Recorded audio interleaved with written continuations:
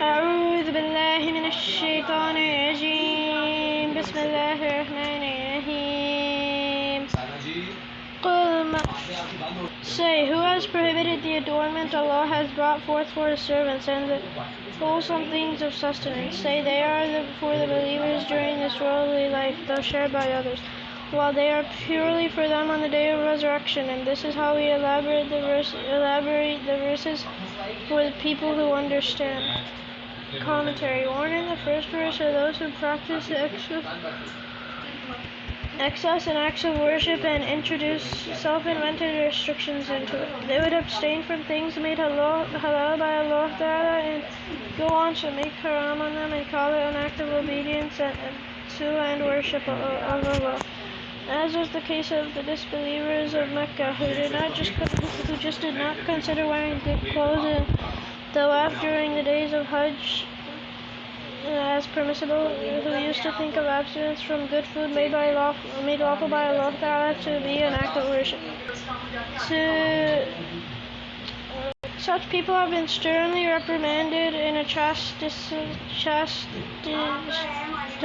mode by inquiring as to who has made good and becoming dress created by Allah for His servants, and the good and pure foods bestowed by Him haram for people. Abstinence from good dress and tasty food is no teaching of Islam. It means that to determine and declare something to be halal or haram is the sole right of the most sacred being that has created it. No one is permitted to interfere in this matter. Therefore, those who consider good dress and good food made lawful by Allah as something haram for themselves deserve the wrath and punishment from Allah. Living in tattered rags, despite having the means, is no teaching of Islam, nor is it something considered worth emulation in Islam, as some ignorant people think.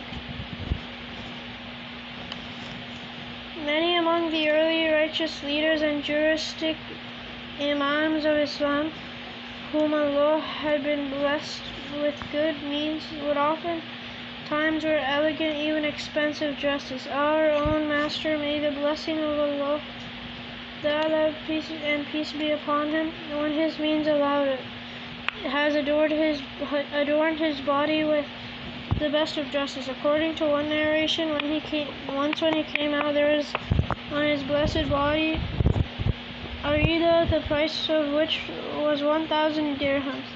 As reported by Imam Abu Hanifa, he had used a rida worth 400 guineas.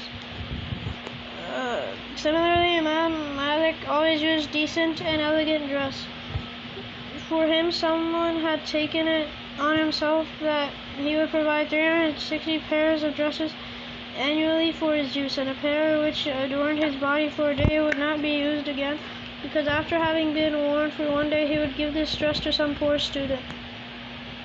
The reason is that Rasulullah ﷺ has said, when Allah Ta'ala blesses a servant of His with extended means, He likes to see the effect of His blessing on things around him, with his dress being one them.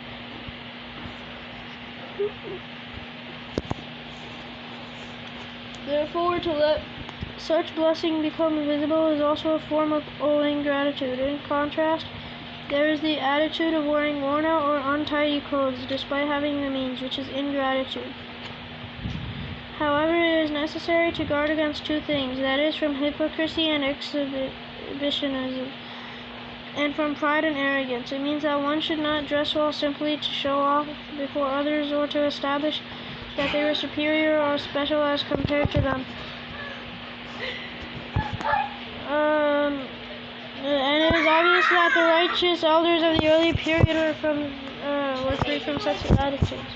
As for the reported use of ordinary or patched dress by the Rasulullah ﷺ, Sayyidina Farooq al-Azam, and some other Sahaba among the righteous elders is concerned, they had two reasons. First of all, whatever came in their hands as their income, they would spend it out over the poor and the needy, and in the pursuit of their religious objectives.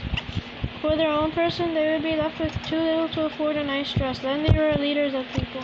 They let themselves be in that simple and inexpensive bearing as it was so what others with extended means would get the message, and that common people and the poor and needy are not overwhelmed by their financial status.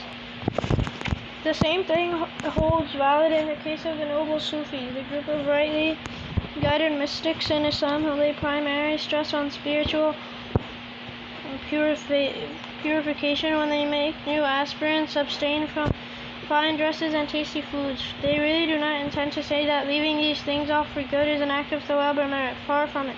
They say that it is only to put the brakes on the wanton desires of the human self during the initial stage of the quest for truth, that they would prescribe such regimen of striving as treatment and medicine. When the aspirant reaches a stage where he has learnt to control the desires of his self and it can be no more attracted to and ensnared by what is haram and impermissible, then at that time all masters of the spiritual orders would use and recommend good dress and tasty foods like the general body of early righteous elders. When done at that time, those fine blessings of human sustenance become for them the source of knowing their Creator and achieving nearness to Him, rather becoming impediments through any lack of gratitude or triumph of desires as it is likely in the early stage.